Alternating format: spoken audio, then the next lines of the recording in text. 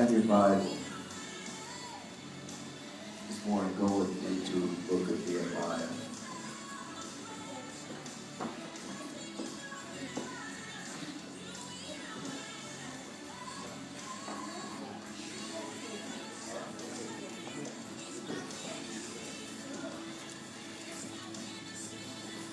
Nehemiah chapter 6.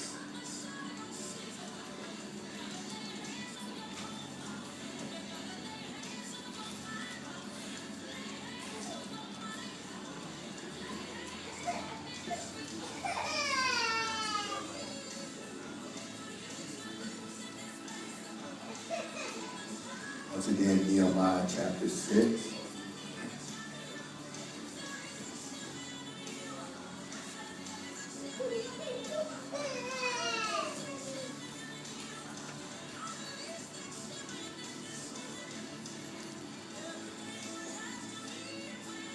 Starting at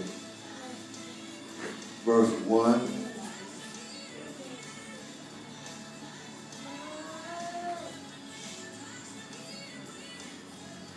And it reads, it says, Now it came to pass when Sanballat and Tobiah and Geshem the Arabian and the rest of our enemies heard that I had builded the wall and that there was no breach left therein, though at the time I had not set up the doors upon the gates. It said that Sanballat and Geshem sent unto me, saying, Come, let us meet together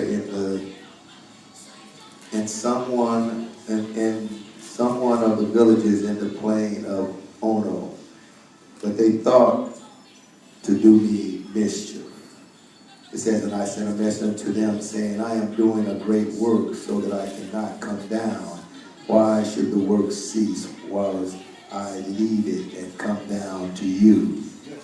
Yes, they sent unto me 4 times after this sort, and I answered them in the same manner. I'll stop right there. This morning I just want to deal with a continuing work, a continuing work.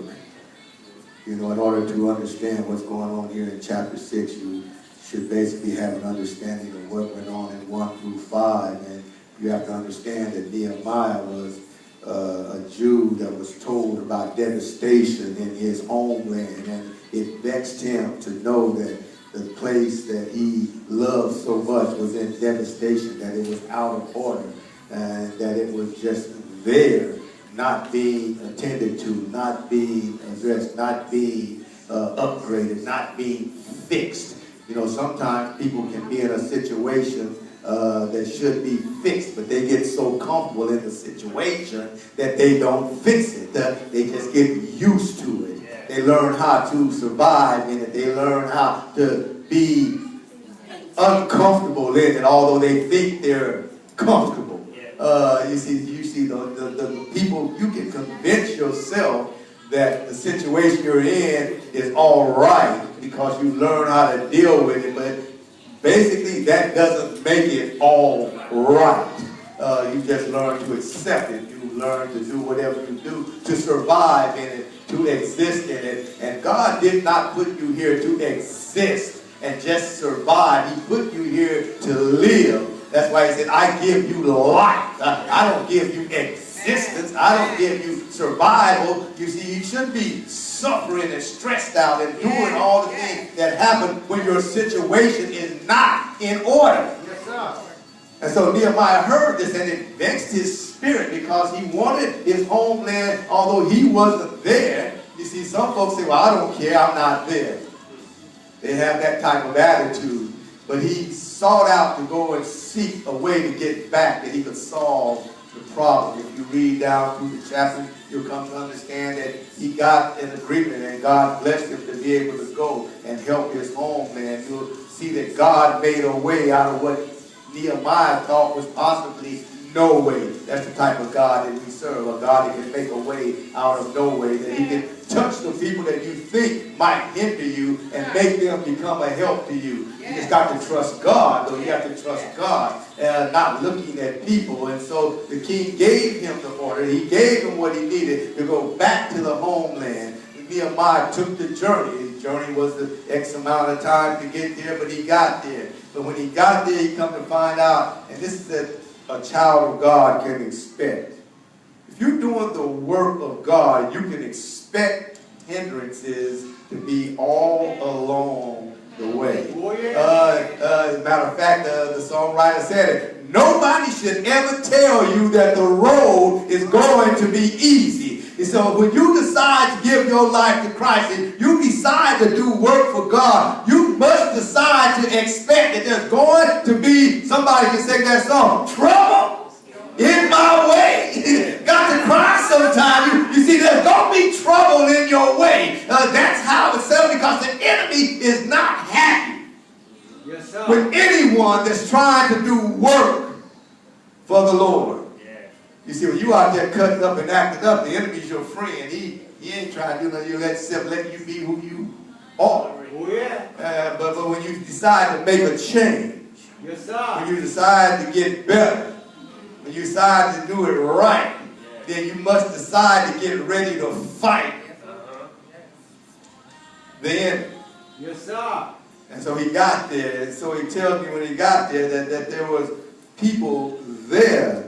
And watch this. Isn't it amazing how people are all right with you being in a mess?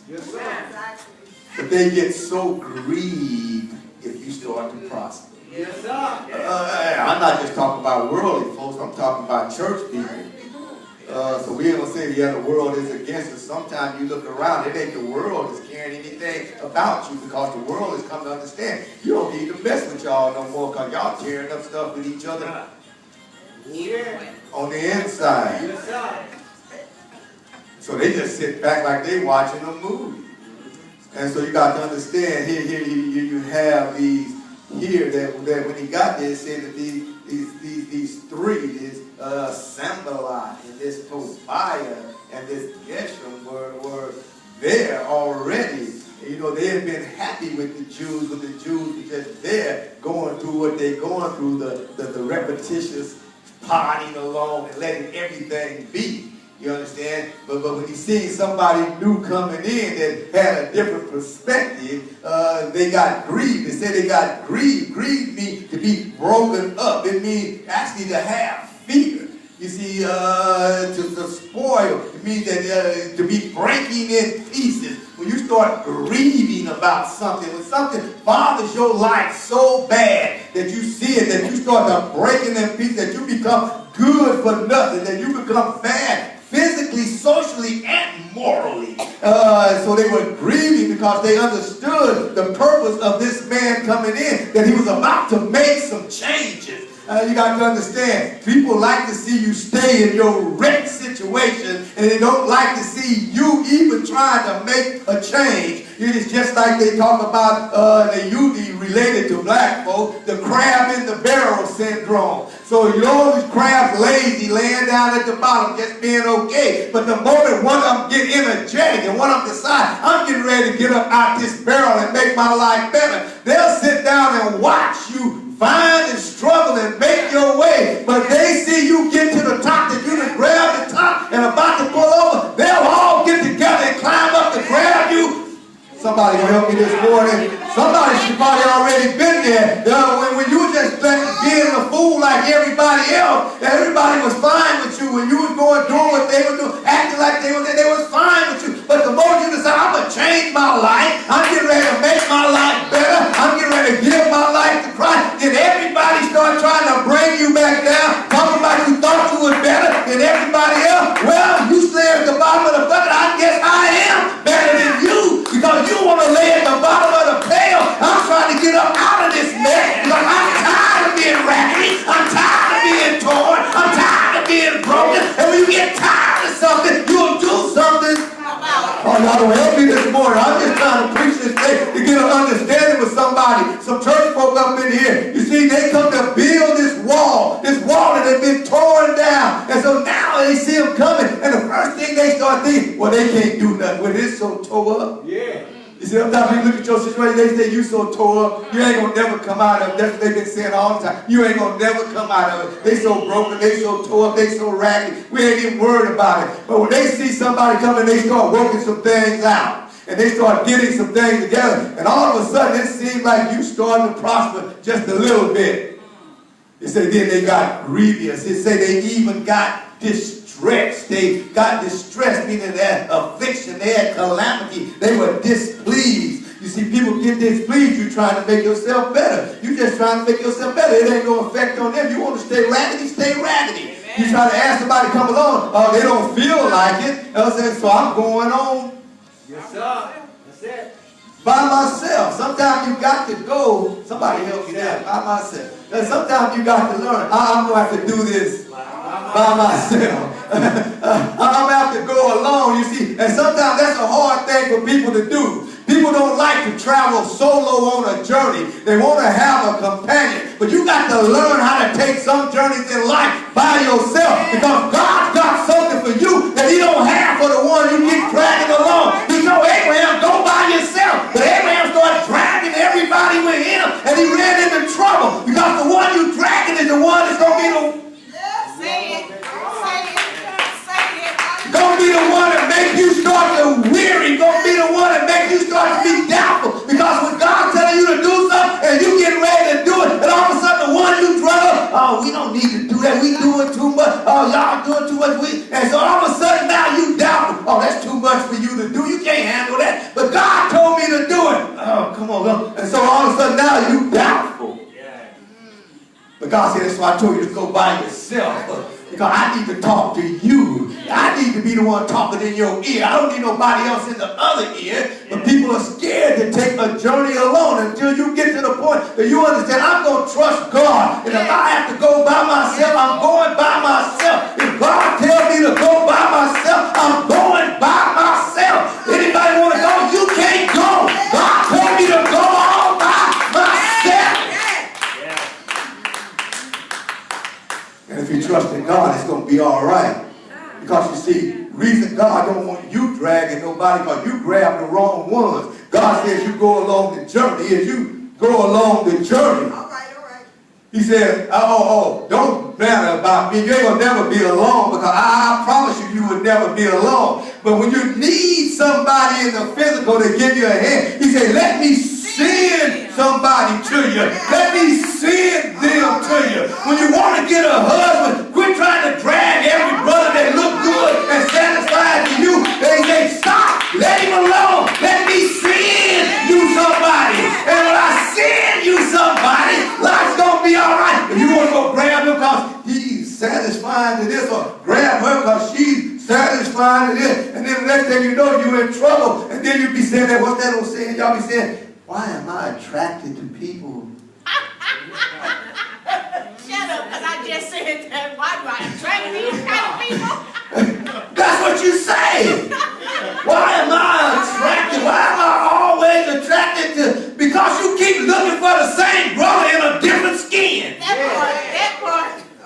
Because that's where you go. And God say, let me send you somebody that ain't going to be the same brother you looking for, but it's going to be the brother that you need.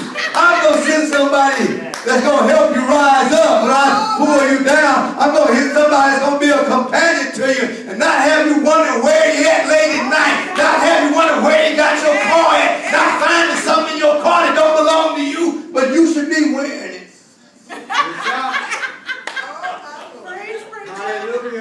Oh, y'all can we talk today? I'm trying to sell y'all something. And so here go Nehemiah runs into these three guys. When I look and read about them, I come to find out I would put them in the haters club. You know, there's always a haters club. And you got a haters, even in the church, you got a haters club. You got the one who be a haters club. But anyway, you got the haters club, so you run into them, and the first thing they want to do, let us help you. Let us help you. You see, you got to be discerning. As a leader, you have to be discerning. And you have to know where the haters club is. You have to know what is what. And you have to know who to let in to help and who to let do what they do. But you got to love everybody. You see, that's the part that God says don't matter if they're in the haters club. You got to love anyway. I mean, the same ones that will tell you they love you, but you know they're talking about you. The same ones that tell you they love you, but you know they're trying to hinder you. The same ones that say they love you, but they ain't trying to work with you. Same ones that say they love you, but they're trying to hinder what you're doing. But anyway, it's Haters Club. The Haters Club. Everybody got to figure out the Haters Club. You got to have a discerning spirit, but you got to keep loving everybody. But here these three are. They come. And so Nehemiah's got a job to do. When God gives you a job to do, you can't get concentrated on the Haters Club or nobody else. You got to concentrate on God and hear what God is saying to you and do what God wants you to do. Yes, they came. They were being laughed at. They were being laughed at. They were being ridiculed by the Haters Club. But he said, I'm going to keep on building. I'm going to keep on building. And with the strength of God, when you get the people to come together, them that ain't in the Haters Club to come together and work together, they started building this wall. And they said they started building one section of the wall, and then the next section of the wall, and then the next section of the wall. And then all of a sudden it's ridicule when they thought they ain't going to be able to do it. All of a sudden they doing it. And so now we got to find something else because the enemy's always trying to figure out how to stop God's work from taking progress. But I'm telling you, what God puts in place is in place. It might get hindered, but it can't get stopped. It's going to happen. And so that's why you can't give up. That's why you got to stay in the mix. That's why you got to trust God and stay in the flow. Because whatever's going on, it may look bad sometimes. It looks like it might not be working. It looks like power's coming up against you. Yeah. But you got to say, the God I serve is in control of all things. He has the whole power to do all things. And so I ain't worried about the little power that's coming up against me. But I know the God, great power that's coming against it. And so you got to watch out, because those that's coming against you, make sure you ain't standing between them and God. You just got to step back and stand on God's side, because God's going ready to do something. And you help the Holy Spirit. You got to understand. We're building this wall. They build it section by section. And just to skip along, so I don't make a long story, I'm making it short. You got to understand, they end up building the wall. Oh yeah. They built the wall. They end up finishing the wall. And they finished the wall with people being grieved. They finished the wall with the haters crew being deceived or distressed and scorned, despising. Because when you work for God, these are the things that you're going to find out is going to happen in your life. You're going to be grieved by others. You're going to be distressed by others. You're going to be scorned by others. You're going to be despised by others. And you're going to see them try to arise up against. But you got to be the one that arises. That book in the Bible says we're going to arise and build. In other words, we're going to arise. We're getting ready to abide, and we're getting ready to accomplish. We're getting ready to consecrate, and we're getting ready to dedicate with this sanctified wall that we're building. We're getting ready to confirm that we're going to build it. We're getting ready to show them that they can't stop God's movement. As a church, that's where we have to get. We got to get in our mind, you know what, we're getting ready to do this thing, and ain't nobody going to stop us. I ain't letting nobody get in the way. I'm moving forward. And you know what? God has already been good to you, Chapel. God has been really great to you, because you've accomplished so much that the people never thought that you would accomplish. Too much has been put in place, and everybody is magnified by the things that have happened at Avalon Chapel. Y'all have heard it yourself. I ain't got to say it and explain it to you. You hear pastors all the time talking about what this place is now, what it used to be. I ain't here to knock it, but I'm here to tell you it's gotten better, and it's going to get better, because the work is not done.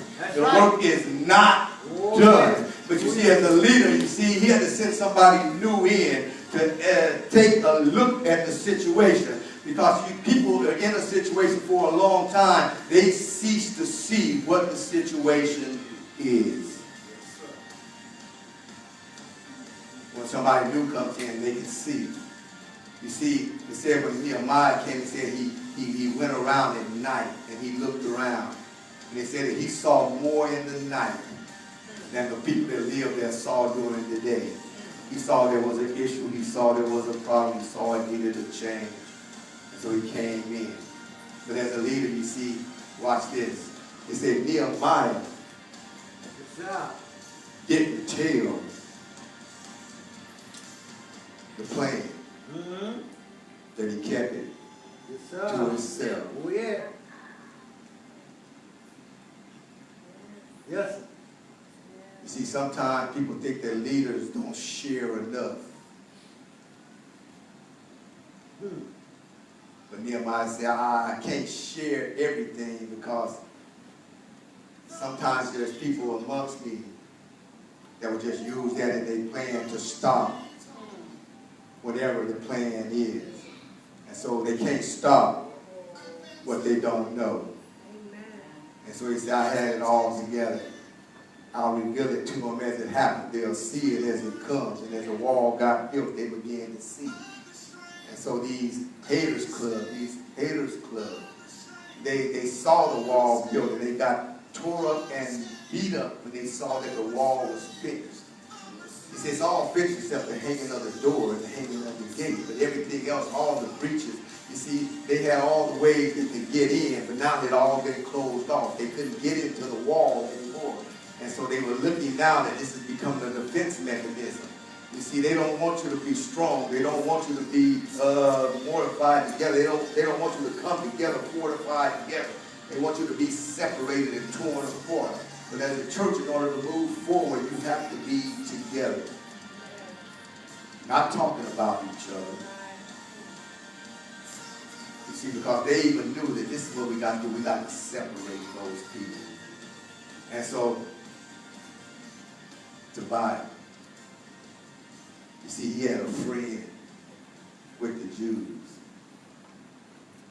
And watch what he was doing. You see, some of the workers lived in the city. They didn't live in the wall. They lived in the town. And he had a friendship.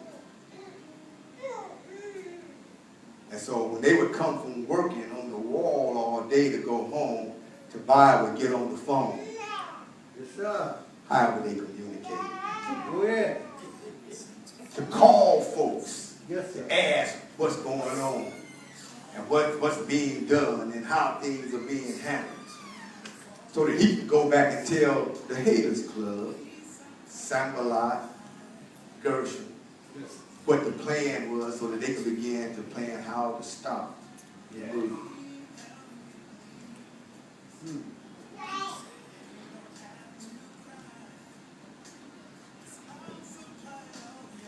The greatest part is that God's plan can't be stopped. Oh, yeah. Yes, sir. And it don't matter what anybody finds out. The plan is going forward. Yes, sir. The thing about it is the church has to come together and stay together, work together, and be together. And when Tobiah calls you, you got to learn how either not to answer your phone or either how to get on there and have a quick conversation and get off whenever the conversation starts going the wrong way. But you see, he called to talk about Nehemiah, but they act like they really like Nehemiah. They wanted to put him down and destroy his credibility, but they said they loved Nehemiah. So I'm trying to tell you, if you love somebody, you don't tear them down. If you love somebody, you don't talk about it. If you love somebody, you don't criticize it. And that's the one thing about being a leader. You know what? People criticize you whatever you do. Yes, sir. You do it right, they're going to talk about you. If you do it wrong, they're going to talk about you. And so this point I'm trying to make is, it don't matter what people say. It don't matter what people do. If you're doing God's work, just keep on doing it. Because the work is going to go on. And the work is going to still prosper. And the work is going to increase. So you, in your own life, and I'm just not talking about in the church, I'm talking about in your own life, on your job. You know, when you get a raise or get a promotion, people are going to talk about you. You know, if you're in a supervisory position and you have to make decisions, if you ain't making the one they want you to make, they're going to talk about you. You understand? If you move them out of an assignment, they're going to talk about you because they think that's their assignment. They think that's their place. You know what? And you know what? Don't nobody have a place in the church that they call theirs except the pastor. Everything else Yes, sir. is an assigned, appointed position. Yes, sir. And if you ain't doing it to the fullest, then you're not helping the church prosper. Oh, yeah. And you shall be removed. that if you done right, that growth can continue to take place. But you don't claim no property, you don't claim no area, nothing belongs to you. Yeah. It's God's house. It's being ran for his benefit. You can look. It ain't in right nowhere. For a chapel, go your name, you know, no papers in Sacramento. If you don't believe me, ask me, I'll give you the papers. We're trying to get this done right. We're trying to get it done good. And I didn't come here to talk long this morning. I just come here to talk and say, you know what? Let's move forward. You see, when things start to be new and increasing, God starts to bring freshness. You know what? The devil gets busy. When freshness comes, because freshness brings change. Freshness brings more movement. And people don't want change. But you can go someplace that don't want to change. You can do something that don't cause you to change. But if you're going to be at chapel, things are going to change. Somebody's going to be unhappy.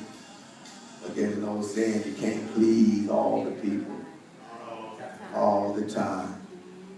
And so you find the group that's ready to move, and you try to drop pleasure there. And the others can come on board, or they can stay in the haters club. But the work goes on. And there's work going on, and I share this with you. You're about to see a new fence and gate put around this building. Amen. God is still blessing. Oh, yeah. And watch this. Did nobody ask you for a dime? The work goes on. My thing is, you ought to want to be a part. And so, shouldn't even have to ask. I think I heard the Sunday school lesson this morning that the people were willing to give. Now, I heard people discussing the Sunday school lesson this morning about the Christian folks that were willing to give. And when they had a willing heart to give, God had a willing heart to bless. And he began to bless to the point that they was giving so much that at one point I read a story about, he said, I think Peter had to tell them, we don't need no more. We don't need no more. Y'all keep giving. Y'all keep giving. But you see, if you keep giving, that means you keep getting blessed. And you see, if you don't give and you wonder why you're struggling, if you're struggling and you wonder why you keep running short, maybe because you're not the channel that God can bless his church through, that God can bless his people through. And so if you want to be a blessing and you want to receive a blessing, then you got to learn how to give. And watch the growth and watch the pleasure and have the pleasure of it all. And then realize that God is a wonderful God. Oh, yes, he is. And all he wants you to do, I think somebody said they gave out a sacrifice. That's what it did. But you know what they really gave out of? Obedience. Right. Because the Bible says obedience. Now, do I have Bible readers in here? They didn't just give, they gave at the top level. They gave out of obedience, whether they had to sacrifice or not. And when you want God's blessing to start to rain on you, you're not giving because you want to get blessed. You're giving because there's a need, and that's the type of person that you become when you gave your life to Christ.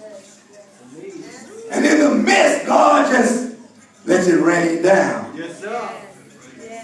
And so if you're one of them that's walking around watching blessings fall all around you, but your name ain't on none of them, so you can't pick them up, then maybe you ought to stop being a cistern. Y'all heard me say that before. Holding on to everything God gives you and learn how to be a channel and learn how to let it flow. Let it flow. Yes, sir. Let it flow. Let it flow. Let it flow. And so there's work to be done. Let your love flow. Let your mercy flow. Let your grace flow. Let all the things that you're able to give just flow. And watch God keep supplementing and then keep adding, until you get to the point you can't give away as fast as God is giving. Y'all sang the song, right? You can't be God given. And so you get to the point, you know that God is pleased with you. That's when you giving, but you can't give as much as God is giving, so it's still overflowing in your life. But you still trying to give it, because it's just going to start to pile up on you, so you're giving it. But God keeps giving it, and you keep giving it. God keeps giving it, and you just see that God is graceful, merciful, powerful, and that He is that sufficing power. Yes. And so we going to Yes, sir. keep on Yes, sir. building. Amen. We're going to keep on moving. Yes, sir. Because I needed to tell you this morning that the work is not over. Yes, sir. No matter how things might look. And yes, we're in a good position. Things look nice, but the work is not over. Yes, sir. You know what? There hasn't been a year yet that Chapel's church anniversary rolled around that there wasn't something new added to this church. And I'm not just talking about minor stuff. I'm talking about major. And so this year is not going to be no different. And we just know that God keeps blessing us, and we give God the glory for all that's taking place.